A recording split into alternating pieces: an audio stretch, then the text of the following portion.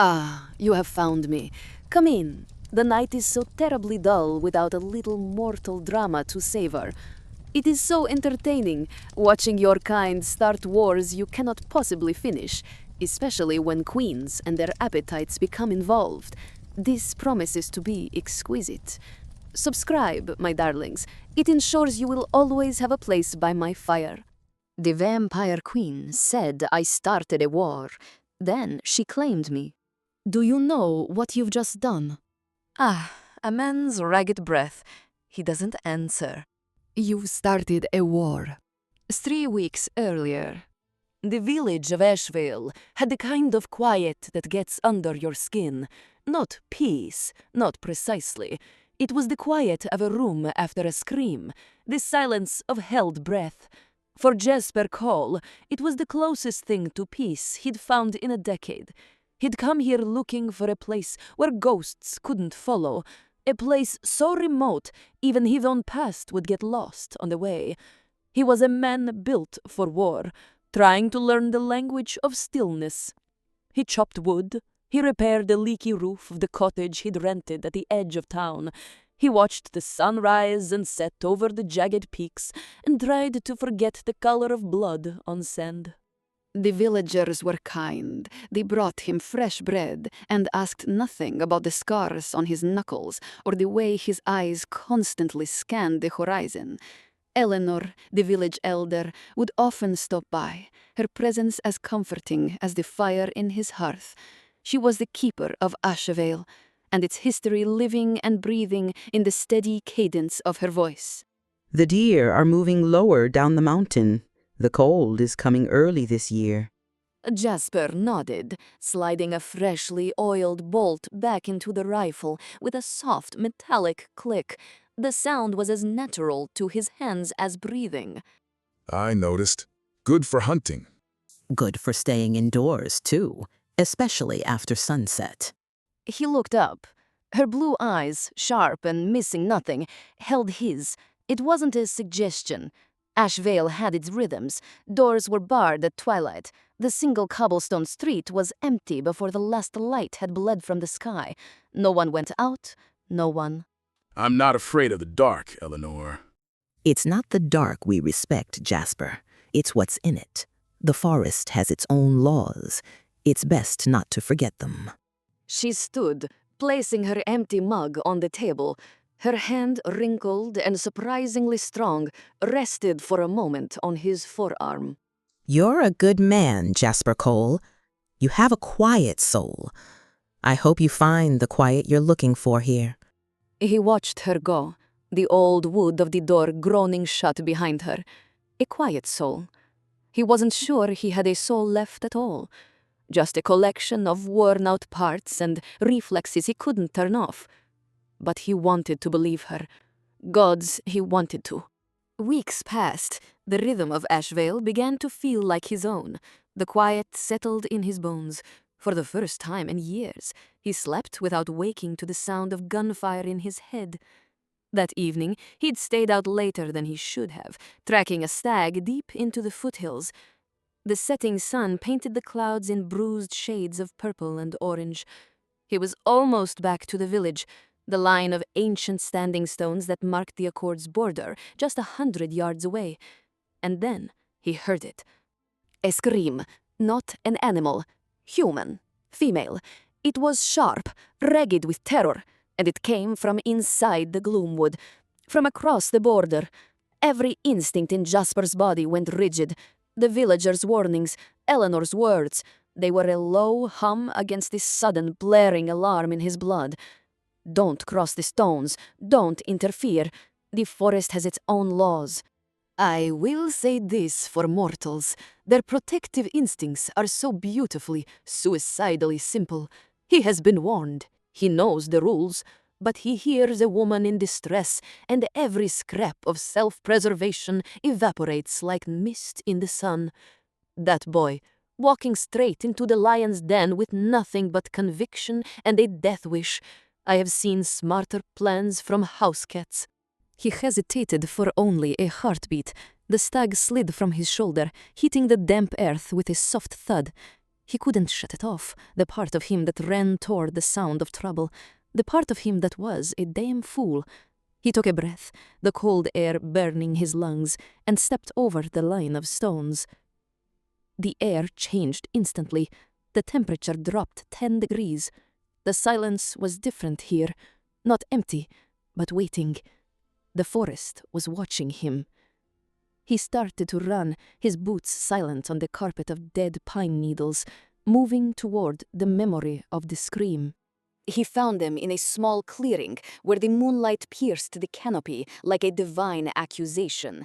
She stood with her back to a gnarled oak, a queen even in desperation. The black velvet of her gown seemed to drink the light, making the shocking crimson smear on her arm burn all the brighter. 6 of them. They moved with a liquid speed that wasn't human, their swords leaving faint trails of cold blue light in the air. Jasper didn't think, he acted. Years of training, of fighting things that shouldn't exist in rooms with no windows, took over. He was a creature of violence, and he was in his element. He hit the first one from behind, a 230-pound battering ram of muscle and bone. The impact sent the masked warrior staggering. It recovered with impossible speed, its sword a blur aimed at his throat. Jasper dropped, sweeping its legs. The creature fell with a grace that was all wrong, and Jasper was on it, a knee on its chest, his elbow driving down into its throat. A sound like snapping branches, and it went still. One down. The others turned, their masked faces regarding him with a chilling lack of surprise. They came at him, a coordinated attack. A sword from the left, he parried with the reinforced bracer on his forearm, the impact jarring his shoulder. A lunge from the right, he pivoted, using the attacker's momentum to send it spinning into its companion. It was a dance he knew too well. They were faster, stronger, but they were arrogant. They expected him to be slow, fragile. They didn't expect a mortal who knew how to break their inhuman bodies. He moved inside another's guard, ignoring the glade that sliced a shallow line across his ribs, and drove the heel of his palm up under its chin. The warrior's head snapped back with a wet crack. 2 down. He yanked the hunting knife from his boot and threw it, an instinctive, fluid motion. It sank to the hilt in the gap between the pauldron and gorget of a third. The creature choked, a gurgling, inhuman sound, and fell to his knees. That's when he saw it. The leader, the one directing the others with subtle shifts of its head, paused for a fraction of a second. Its attention wasn't on him, but on the woman. On its shoulder, glinting in the moonlight, was an insignia, a wolf's head, intricately worked in silver. Jasper had spent weeks in Asheville's small library, studying the history of the region, the accord, the noble houses. He knew that sigil. It was the crest of the Arctis Royal Guard, her own people. The thought was a shard of ice in his gut. Why? There was no time to process it. The leader lunged. Its attack was a feint. Jasper sidestepped, grabbed the warrior's outstretched arm, and used his weight to hyperextend the elbow, a high, thin shriek of pain. Suddenly, it was over. The remaining 4 shared a look he couldn't interpret. It wasn't fear. It was completion. They withdrew, not a panicked rout, but a coordinated, tactical retreat. One moment they were there, a circle of deadly intent. The next, they were gone, dissolved back into the shadows as if they were made of them. Silence descended, thick and absolute, broken only by his own harsh breathing. Blood dripped from his knuckles onto the dark earth. He slowly, cautiously, turned to face the woman. She hadn't moved. She was watching him, her silver-gray eyes unblinking in her perfect porcelain face. There was no fear in them, only a cold, ancient curiosity. She looked at the bodies of her fallen attackers, then back at him, a single, perfect black eyebrow arching slightly. She was, he realized with a jolt that had nothing to do with the fight, breathtaking and utterly terrifying. She pushed herself off the tree, her movements as smooth as poured ink. She didn't look at the bodies. She looked at him. Then she looked down at a wound on her arm, a long, clean slice through the heavy velvet. With a slow, deliberate motion, she touched the edges of the wound. Jasper took a half step forward, the medic in him overriding the soldier. You're hurt. As he spoke, his hand instinctively reached out, brushing against her arm, his thumb smearing in the warm, shockingly crimson blood. The moment his skin touched her blood, the world tilted. A jolt, not electric, but something deeper, something fundamental, shot through him. For a heartbeat, he was drowning in a cold, vast ocean of loneliness so profound it stole his breath. He saw flashes of centuries passing like seasons from a high, stone window. He felt the crushing weight of a crown he couldn't see. He stumbled back, gasping, the foreign emotion receding, leaving him shaking. Her eyes, those impossible silver-gray eyes, had widened. He knew, somehow, she had felt it too. A ghost of his own grief. The sand, the sun, the shouting. It had touched her. A faint golden shimmer, like dust motes in a sunbeam, had pulsed in the air between them, and then was gone. Do you know what you've just done? He could only shake his head, his throat tight, his mind reeling from that shared, broken second of contact. A smile, slow and dangerous, touched her lips. It didn't reach her eyes. You've started a war. Before he could form a question, the shadows around them began to move. They weren't just shadows. They bled into solid shapes, and suddenly the clearing was full. A dozen warriors, clad in immaculate black steel armor, emerged from the trees. Their helms were wolf-like, their swords drawn and glinting with a hungry light. Their movements were silent, coordinated. This was not a rescue. This was a containment. The leader stepped forward, his armor marked with silver inlay that denoted command. He removed his helm, and his face was all sharp angles and cold fury. His gaze landed on Jasper and stayed there, filled with a millennium of aristocratic contempt for a lesser being. He completely ignored the bleeding woman a few feet away. The Queen will see you now. It was not a request. It was a sentence. Jasper looked from the captain's furious face to the woman, the Queen. Her expression was unreadable, a mask of cold marble. She had been playing a part, he realized, the damsel in distress. But the play was over, and he was the last one on stage, with the curtain falling and an audience of wolves closing in. They didn't march him, they flowed around him, a river of silent black steel, and he was the debris caught in its current. The journey to Lythos was a blur of shadows and impossible speed.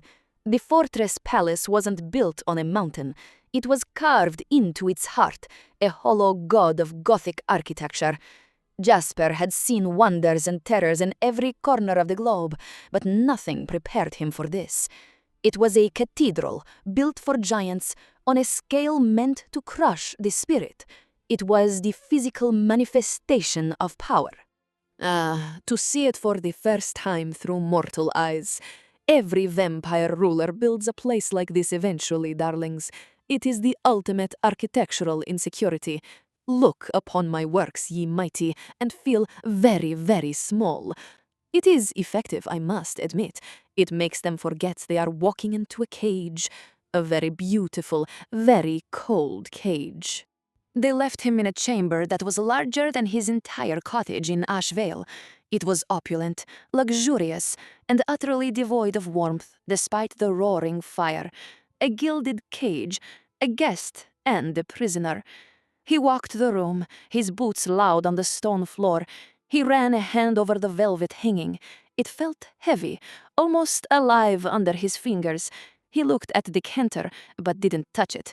He knew it wasn't wine. He was a problem to be solved, and in his experience, problems like him were usually solved permanently. He sat in a high-backed chair by the fire, facing the door, and waited. In a place like this, you didn't have to seek out trouble. It knew where you were. The summons came hours later. The guards led him not to a council chamber, but to the heart of power itself, the throne room. It was less a room and more a declaration of dominance carved in stone and shadow. On the throne, she was transformed. The desperate woman from the forest was gone, replaced by something ancient, regal, and utterly untouchable. This was Queen Cassia Arctis, ruler of the Northern Dominion, warden of the Accord, and the being whose life he had saved. And from the look on her face, she was not grateful.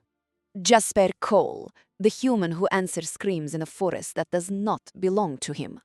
Her voice was music, but it was the music of a glacier calving into a frozen sea. He said nothing. He just watched her, letting the silence stretch. He knew this game. The one who speaks first loses. The accord, which has kept the peace between your kind and mine for 1,000 years, is built upon a single, absolute law. No mortal shall interfere in the succession, governance, or internal conflicts of the dominions. It is the cornerstone that prevents your world from becoming our battlefield once more. She leaned forward slightly, the movement subtle but charged with power. The ruby at her throat seemed to pulse with dark light. Those individuals in the forest were members of my court. Their challenge was a political matter, governed by our own ancient laws. By intervening, you did not save a woman. You illegally disrupted a sanctioned challenge to the throne. You shattered the most sacred law of the Accord. Jasper finally spoke, his voice calm and reasonable in the echoing vastness. It sounded shockingly human. They were trying to kill you. That was their right, and it was my right to defeat them, alone. 6 against 1 aren't great odds, even for a queen. A flicker of something, annoyance, respect, crossed her face before it was smoothed back into glacial composure. My abilities are not your concern. The consequences of your actions, however, are. Lord Valerius and the Sanguine Circle are using your transgression as a pretext to challenge my reign. They claim my inability to handle a simple assassination attempt without mortal help is proof of my weakness. They are demanding your execution as a recompense. They say your death is the only thing that can restore the sanctity of the Accord. From the shadows, a smooth, charismatic voice purred. Lord Valerius pushed himself off the pillar, stepping into a pool of crimson light from a stained glass window. He was all predatory grace, a stark, fiery contrast to Cassia's icy stillness. It is not a pretext, Your Majesty. It is the law. A law you yourself have sworn to uphold. The human broke it. The price is his head. Simple, clean. Unless you have a personal reason to protect him? Oh, he is good. You see how he does that, my dears. The casual insinuation, the public questioning of her motives. He is not just accusing the human. He is accusing her of being compromised. He turns her own law into a weapon against her. Politics is a blood sport, and Lord Valerius always comes to play. The air crackled. The insult, the challenge hung between the throne and the pillar. Cassia's eyes narrowed, and the temperature in the room dropped. A thin layer of frost spread from the base of her obsidian throne. Jasper watched the exchange, a chess match played with lives and thrones, and he was the pawn in the center of the board. You're gonna talk about me like I'm not here? Both immortal heads swiveled to look at him. Valerius looked amused. Cassia looked. She looked like she'd forgotten he could speak. Look, I don't know anything about your accord or your sanctioned challenges. I'm a simple man. I see half a dozen masked bastards trying to gut a woman in the woods. I do something about it. If your laws say I should have let them, then your laws are shit. Silence. Absolute stunned silence. No one had ever spoken that way in this throne room. No one had ever dared. The guards on the steps shifted, their hands tightening on their swords. Valerius's smile vanished, replaced by a look of genuine disbelief. And Queen Cassia, for the first time, she looked at him, really looked at him, not as a political problem, but as a man, a reckless, infuriating, and utterly unbelievable man. A faint, almost invisible smile touched her lips before she suppressed it. Your simplicity is going to get you killed, Jasper Cole. Wouldn't be the first time. He was locked in his cage, left to simmer with his thoughts. He paced the length of the chamber, the stone cold under his boots. He was a soldier without a war, a protector without a charge, and he was in more danger now than he had been in any firefight. He hated it. He hated the helplessness. He hated the quiet, arrogant certainty of the vampires. And most of all, he hated that when he thought of the queen, he didn't just see the icy monarch on the throne, but the woman with the look of profound loneliness in her eyes in the forest. He stopped dead. A wave of pure, undilted dread crashed over him. It was cold as a grave, sharp as glass. It wasn't his. He knew his own fear, his own anxieties. This was foreign. It was ancient and vast, laced with the icy fury of a sovereign being challenged. He gasped, pressing a hand to his sternum, the feeling so strong it was physical. Miles away, in a council chamber where shadows held more sway than words, Queen Cassia was listening to Lord Valerius propose a vote of no confidence. Her judgment is compromised. Her reign is weakened by sentiment. She protects the human when she should be protecting our laws. As Valerius spoke, Cassia felt it, a sudden surge of warmth in the frozen stillness of her being. It was gritty, stubborn, and tasted of defiance. A flash of a memory not her own, staring down the barrel of a gun and not flinching. The feeling of being outnumbered but never outmatched. It was his ridiculous mortal stubbornness bleeding into her.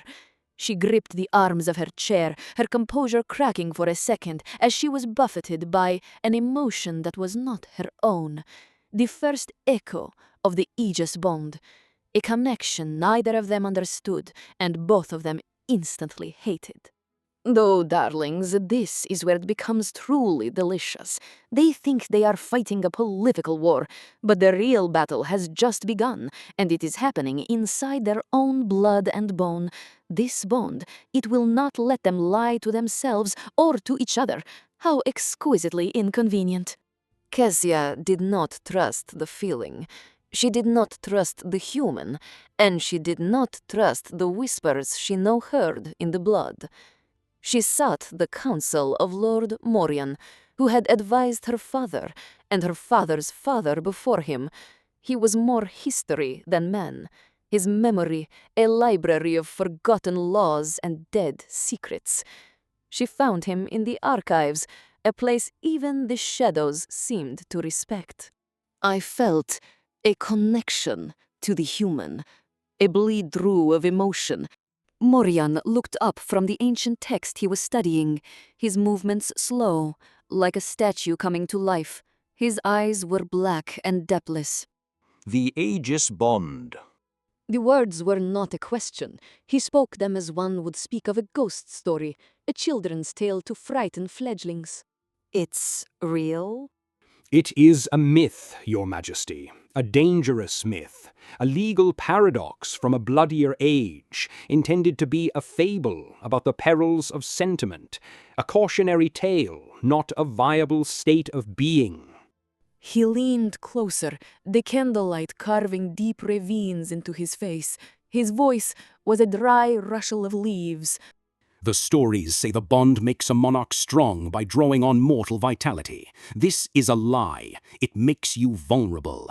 It ties your fate, the fate of our entire house, to a fragile, short-lived creature. It exposes your heart to your enemies.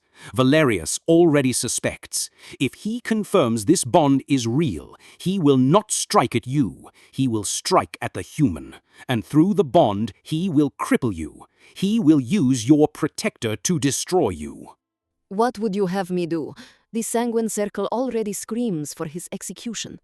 Then give it to them. Prove the myth is a myth. Prove your strength is your own. A clean death, a restored border. Uphold the law. Cut the thread before it becomes a noose. The human's life is not worth the stability of 1,000-year accord. It is not worth your crown. He closed the ancient book. The sound was a soft thud, like a coffin lid closing. The choice was laid bare. The life of the one man who had looked at her and seen a woman, or the survival of her entire world. She defied her counsel. She defied 1,000 years of tradition that said a queen does not seek help from a mortal, that a predator does not show its throat to its prey. But Morian was right about one thing. Valerius was using the human to destroy her. And Jasper Cole was a man who knew how to fight conspiracies. She had him brought, not to the throne room, but to a private balcony overlooking the heart of the mountain, a secret place where the air hummed with a strange, living light. I need your expertise. She didn't look at him, her gaze lost in the glowing mists below. Her voice was tight, controlled. My expertise is killing people and breaking things. You sure you came to the right place? The assassins in the woods, their movements, their weapons, their retreat. I need you to analyze the attack, find a flaw in it, something I can use against Valerius. He is claiming this was a legitimate challenge I was too weak to meet. I need proof it was something else. He was silent for a long moment. The wind whipped her hair across her face, and she tucked it back with an impatient gesture. I'll help you. On one condition. You are in no position to make conditions. Then I guess you're on your own. My condition is this. You stop treating me like a political pawn or a pet. You talk to me like a person. You tell me the truth, all of it. I do admire his nerve. The kind that gets you killed, yes, but nerve nonetheless. He is in a cage built by a god queen, and he is trying to negotiate the terms of his imprisonment. It is madness. It is magnificent. A long, tense silence stretched between them, the only sound the sighing of the wind. Finally, she gave a single, sharp nod. So, they talked. For hours, the queen and the soldier stood on that balcony, suspended between a glowing cavern and a ceiling of stone. He asked questions, sharp, precise, tactical. She answered them, her voice losing its icy, regal cadence and becoming something more real. She spoke of the suffocation of her court, the endless, grinding politics, the crushing weight of being a symbol instead of a person. He listened, his head tilted, his gaze steady and unnervingly perceptive. He saw the pieces of the puzzle she was showing him, but he also saw the woman putting them on the table. So, Valerius is a populist. Sells the young bloods on a return to the good old days when you could treat my ancestors like a walking juice bar. The corner of her mouth twitched. That is a crude, but not inaccurate summary. And your traditionalists, the old guard, they're terrified of change. So you're caught between the fanatics who want to burn the world down and the fossils who'd rather crumble to dust and adapt. You understand our politics better than most of my own court. It's the same story everywhere, Queen, just with better clothes and more biting. Literally. And then he made her laugh. A dry, cynical observation about the absurdities of power, and a sound she hadn't made in a century escaped her. A real laugh, clear and bright and utterly out of place in the cold gloom of Lytos. It startled them both into silence. The air shifted. The space between them was no longer a gulf between monarch and mortal. It was just the space between a man and a woman on the balcony in the strange blue light. Before she could think, before the centuries of caution could reassert themselves, she reached out, Her fingers, cold from the mountain air, traced the thin, white line of the scar that bisected his eyebrow. It was a texture of imperfection in his ruggedly handsome face, a story. How? The moment her skin touched his, the bond flared. For her, a blinding flash of sensation. The shriek of metal, the smell of gasoline, a universe of pain as the steering column crushed his chest. The desperate, futile thought that he was dying alone in a ditch in a country whose name he couldn't remember. It was so real, so violent. She recoiled, snatching her hand back. For him, it was a ghost of the memory, the phantom limb of an agony he thought he'd buried. His face went blank, the shutters slamming down behind his eyes. The moment was shattered. The warmth vanished, replaced by the familiar cold. Car accident. Long time ago. He turned away from her, looking out over the chasm, his shoulders rigid. She stood there, her hand tingling, her heart, that useless, still organ, aching with a feeling she couldn't name. She had touched his pain, and in doing so had reminded him it was still there. The wall between them was back, and she had been the one to rebuild it. He couldn't sleep. The memory of her flinching away from him was a burr under his skin, but it was the other puzzle that consumed him, the attack. He drew it out on parchment with a piece of charcoal from the fire, replaying every second in his mind. The assassins were good, inhumanly fast, lethally skilled. They were elite special forces, by any metric, and that was the problem.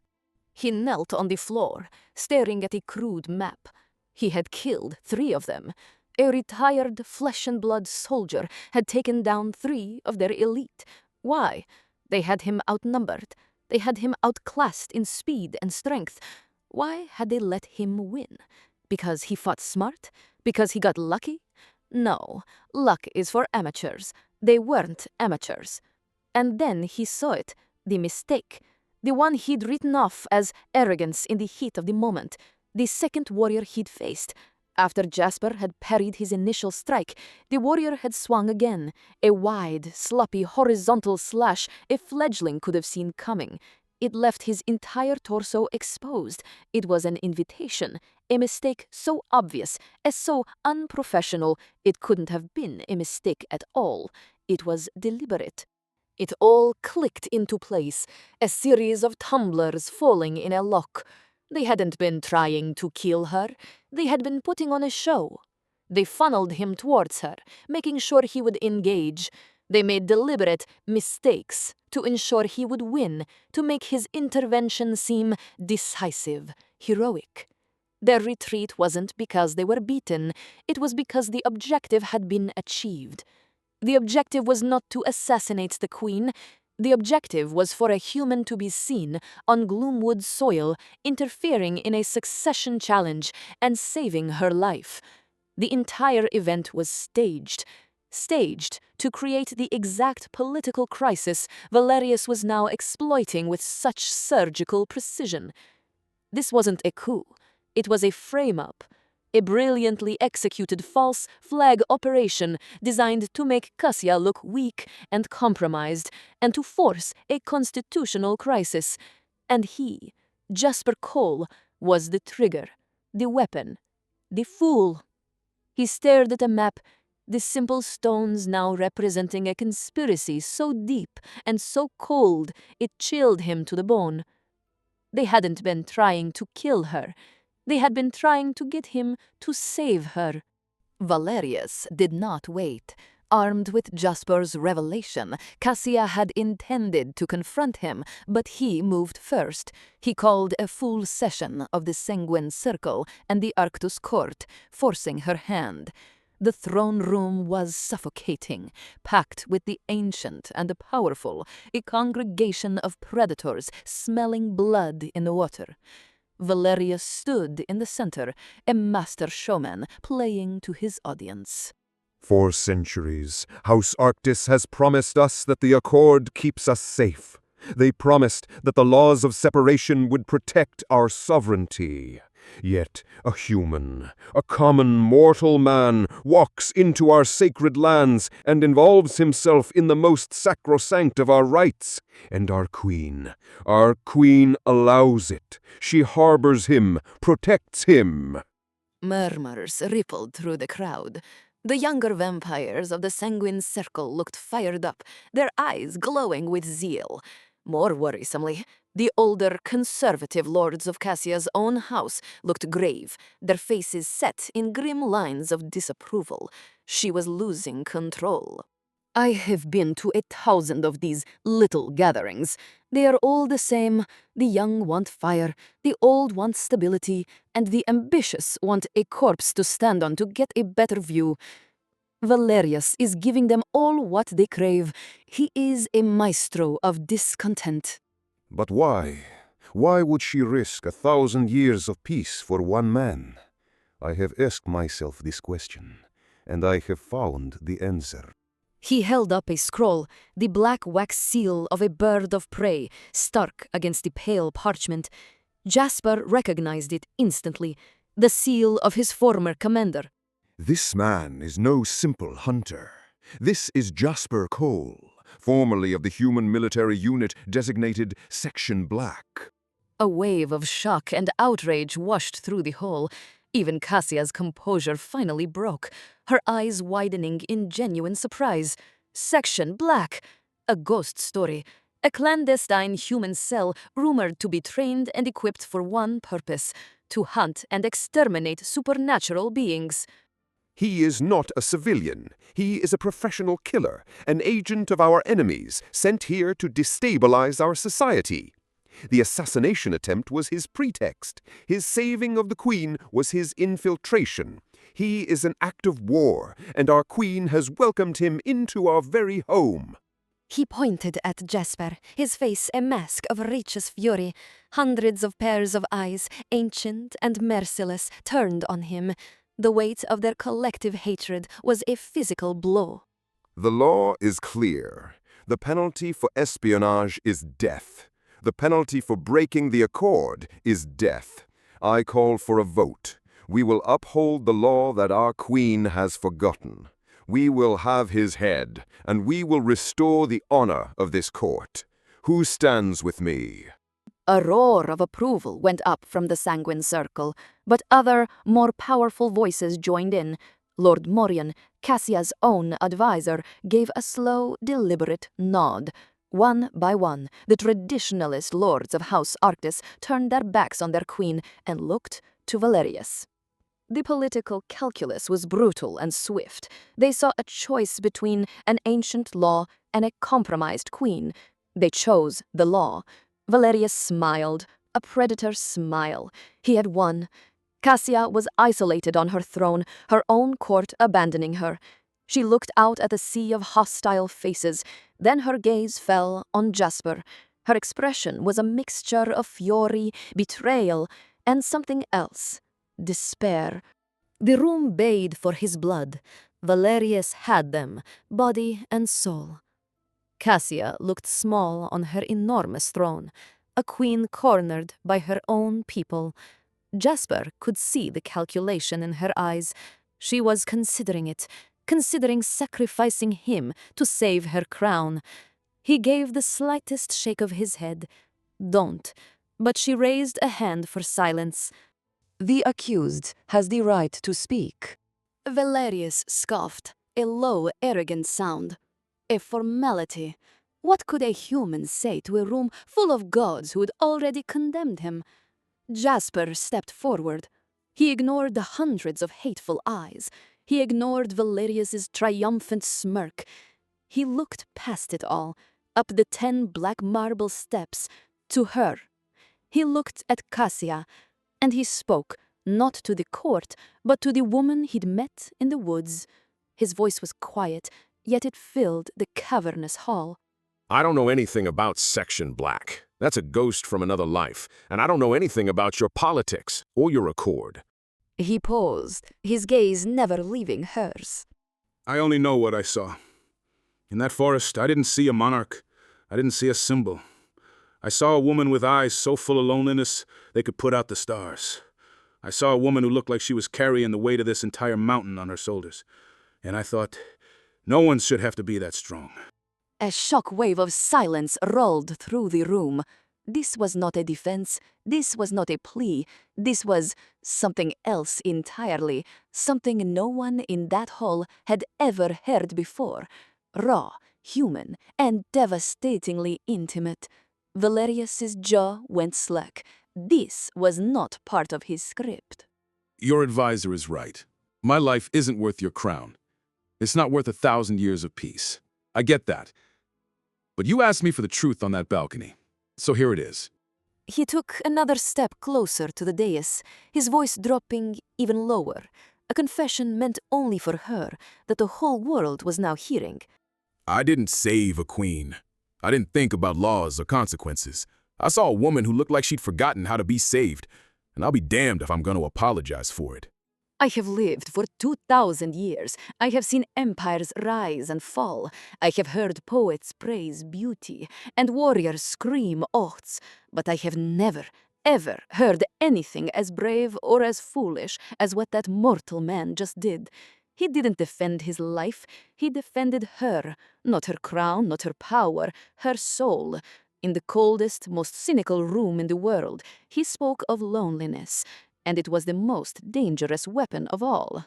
For a long moment, there was only the sound of 100 ancient hearts failing to beat.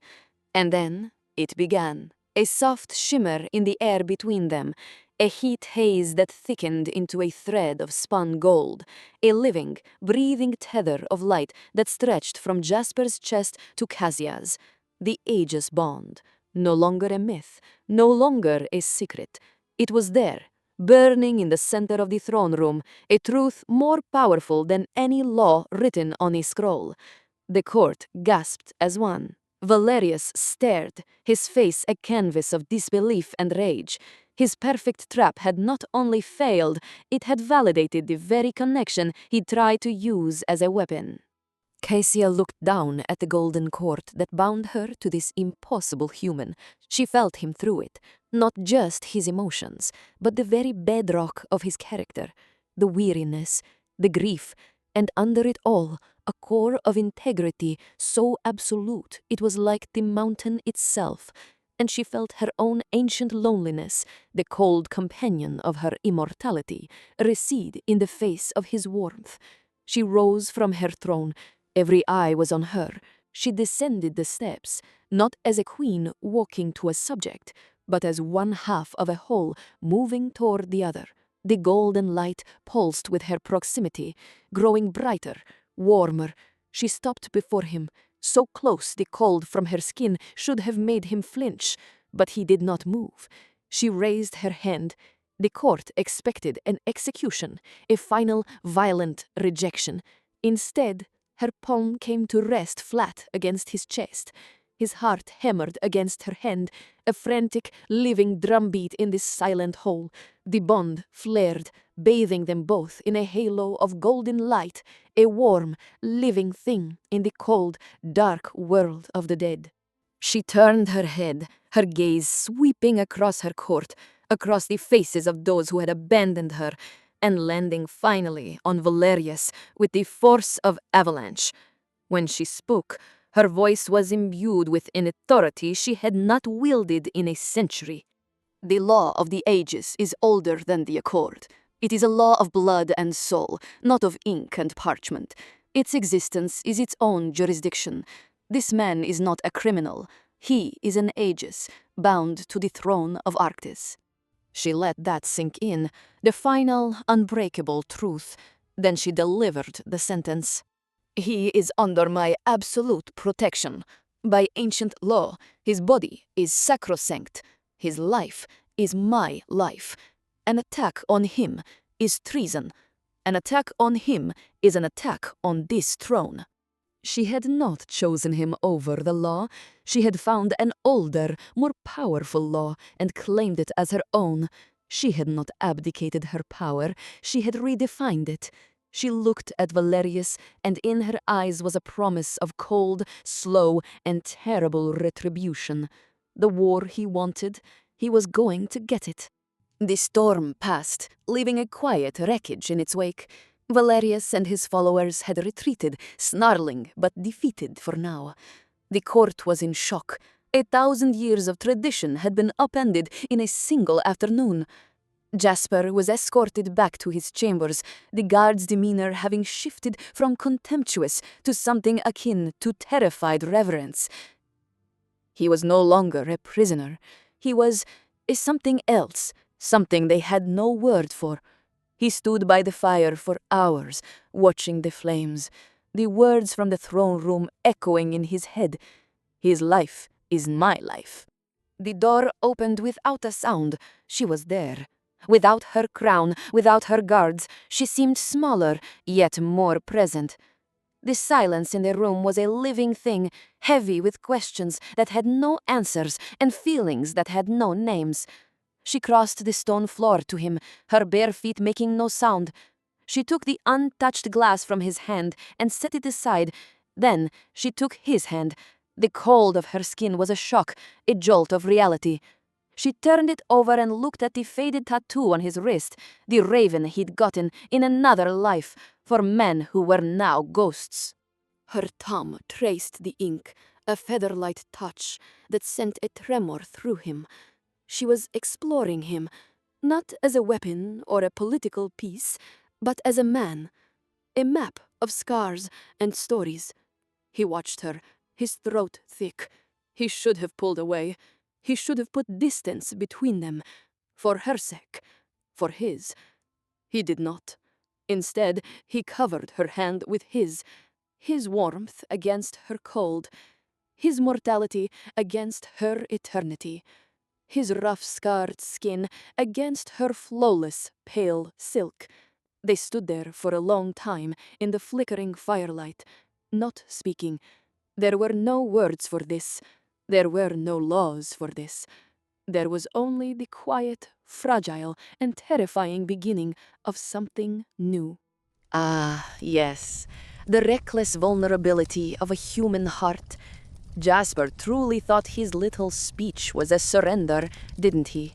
Adorable. But Queen Cassia, she recognized a superior weapon when she saw one. Poor Valerius.